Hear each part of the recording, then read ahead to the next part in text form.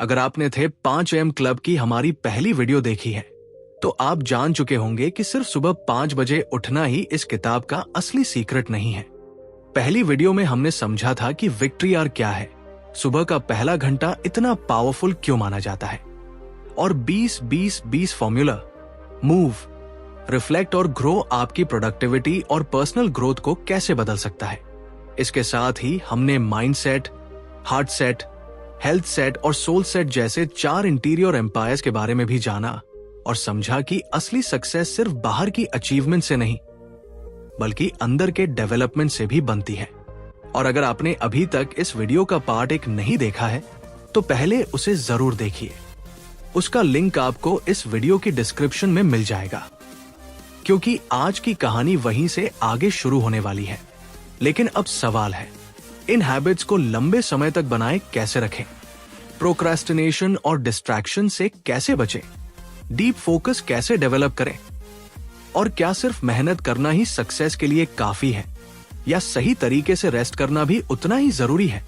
तो अगर आपने पार्ट 1 देख लिया है तो चलिए बिना समय गवाए आगे बढ़ते हैं और थे 5 AM क्लब के अगले पावरफुल लेसन्स को समझते हैं, जो आपकी प्रोडक्टिविटी, डिसिप्लिन और पूरी लाइफस्टाइल को एक नई डायरेक्शन दे सकते हैं।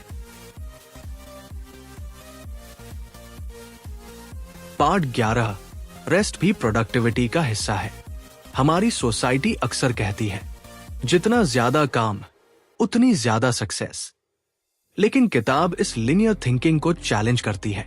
अगर आप लगातार काम करते रहेंगे और रिकवरी नहीं करेंगे तो इवेंचुअली बर्नआउट हो सकता है।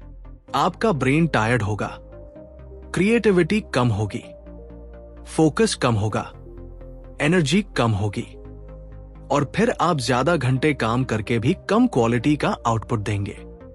इसलिए परफॉर्मेंस का दूसरा हिस्सा है recovery, sleep, rest, breaks, nature, family, silence, relaxation. किताब परफॉर्मेंस को साइकिल्स की तरह देखती है। इंटेंस एफर्ट के बाद रिकवरी, फिर दोबारा हाई क्वालिटी एफर्ट। इसी प्रोसेस को सुपर कॉम्पनसेशन और ऑसिलेशन जैसे कॉन्सेप्ट से समझाया गया है। इसका मतलब है, अगर आप आज 12 घंटे काम कर सकते हैं तो जरूरी नहीं कि रोज 12 घंटे ही करें। आपको ऐसा सिस्टम बनाना है जिसमें आप लंबे समय तक अपना बेस्ट दे सकें। पार्ट 12, स्लीप को सैक्रिफाइस मत समझिए।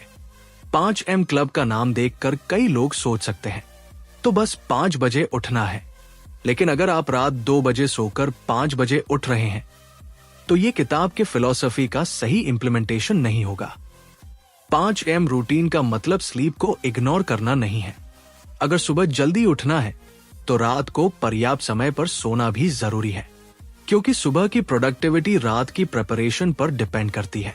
इसलिए प्रैक्टिकल इंप्लीमेंटेशन ये होना चाहिए, पहले अपना स्लीप स्केड्यूल ठीक करें, फिर धीरे धीरे वेकअप टाइम शिफ्ट करें और अपने बॉडी सिग्नल्स को भी सुने।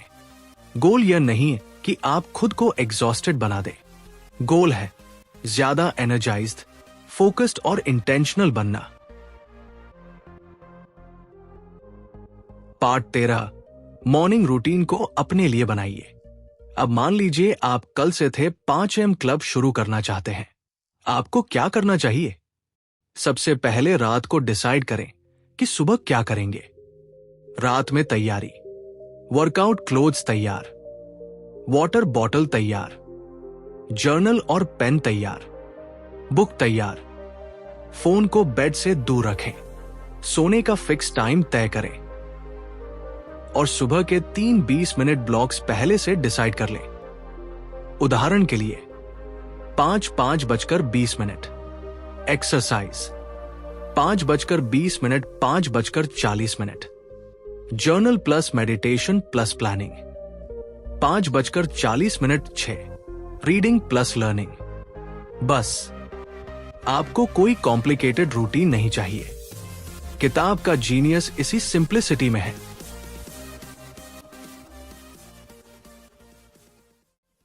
पार्ट 14, एक आम इंसान की जिंदगी में इसका उपयोग कैसे करें। मान लीजिए आपका नाम राहुल है।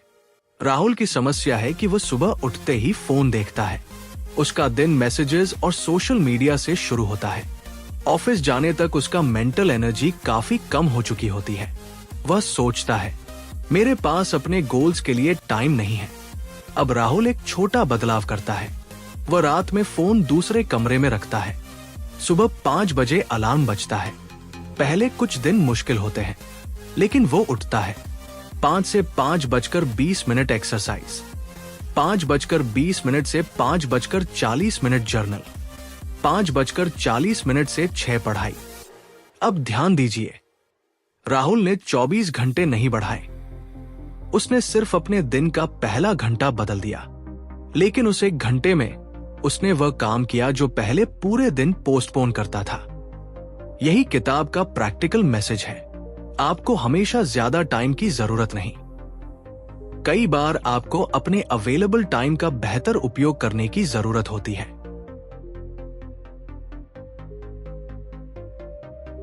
पार्ट 15, सक्सेस सिर्फ बाहरी नहीं होती। किताब की कहानी में एंटरप्रेन्योर सिर्फ बिजनेस सक्सेस नहीं चाहती, वह अंदर से टूट चुकी है। आर्टिस्ट भी टैलेंटेड है, लेकिन सेल्फ सैबोटेज करता है। दोनों को धीरे धीरे समझ आता है कि पर्सनल मास्टरी सिर्फ करियर अचीवमेंट नहीं है।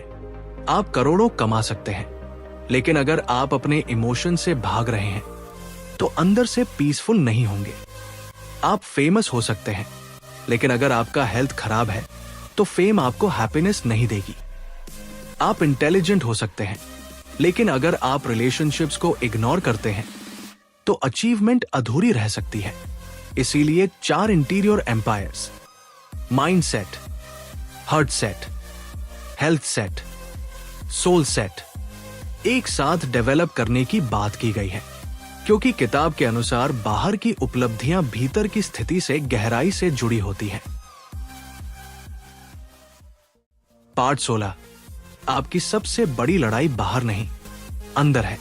कई बार हम सोचते हैं, अगर बॉस अच्छा होता तो मैं बेहतर काम करता, अगर मेरे पास ज्यादा पैसा होता तो मैं खुश होता, अगर मेरे पास ज्यादा टाइम होता तो मैं अपने गोल्स अचीव करता, अगर सर्कमस्टेंसेस अच्छे होते तो मैं डिसिप्लिन होता। लेकिन थे 5am क्लब का फिलॉसफी हमें एक अनकंफर्टेबल सवाल पूछने पर मजबूर करता है। क्या प्रॉब्लम हमेशा बाहर है? कभी कभी सबसे बड़ी लड़ाई हमारे अंदर चल रही होती है। Fear, doubt, procrastination, comfort zone, low self belief. और यही वजह है कि किताब में पर्सनल मास्टरी को एक्सटर्नल सक्सेस से पहले रखा गया है। आप दुनिया को कंट्रोल नहीं कर सकते, लेकिन आप अपने सुबह के 1 घंटे को कंट्रोल कर सकते हैं। आप दूसरे लोगों की ओपिनियंस कंट्रोल नहीं कर सकते, लेकिन आप अपनी प्रतिक्रिया कंट्रोल कर सकते हैं। आप मार्केट कंट्रोल नहीं कर सकते, लेकिन अपनी प्रिपरेशन कंट्रोल कर सकते हैं। आप पास्ट बदल नहीं सकते, लेकिन आज की शुरुआत बदल सकते हैं। पार्ट 17, पेन को पर्पस में बदलना।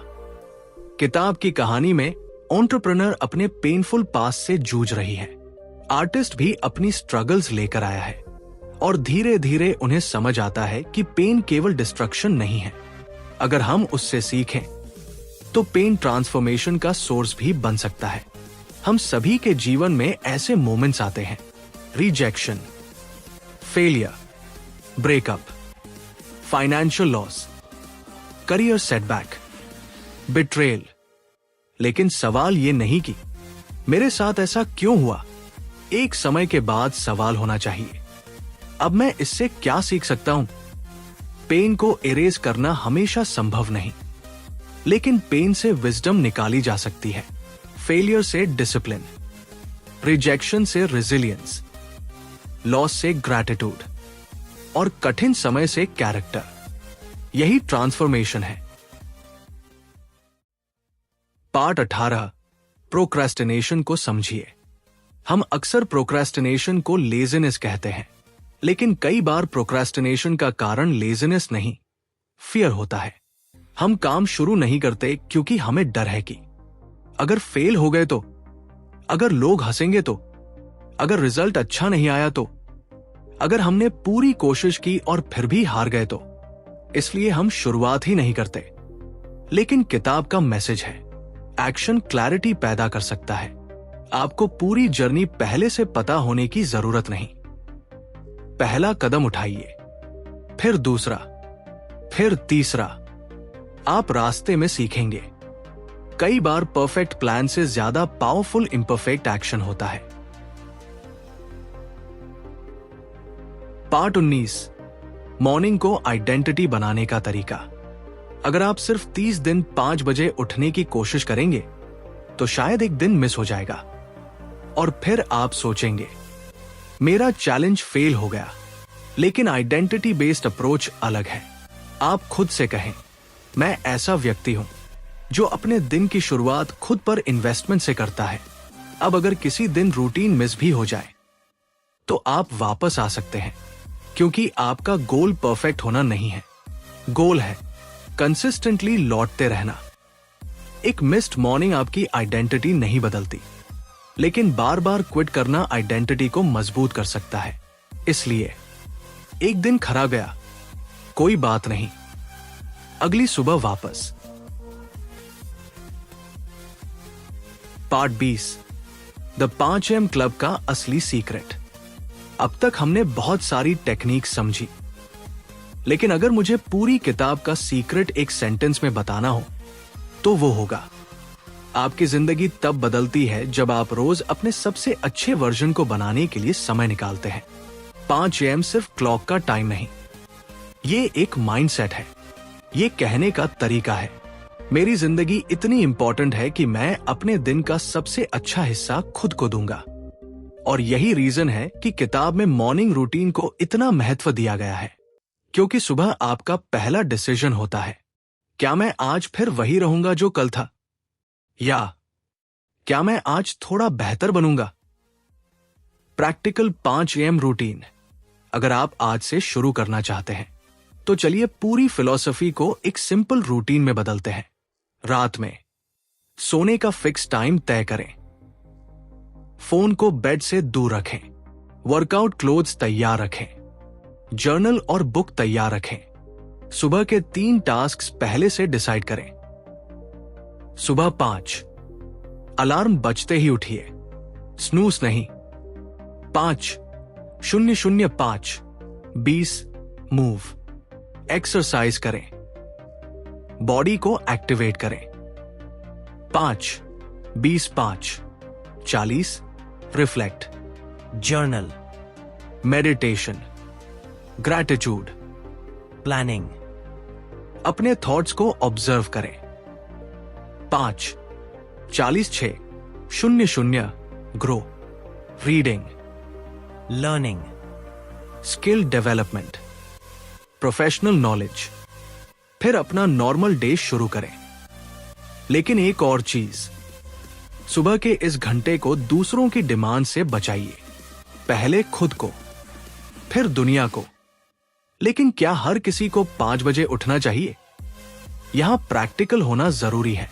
अगर आप रात में काम करते हैं, आपकी जॉब शिफ्ट्स में है, आपकी फैमिली रिस्पॉन्सिबिलिटीज अलग है, या आपकी स्लीप रिक्वायरमेंट्स अलग है, तो एग्जैक्ट 5 AM टाइम आपके लिए जरूरी नहीं हो सकता।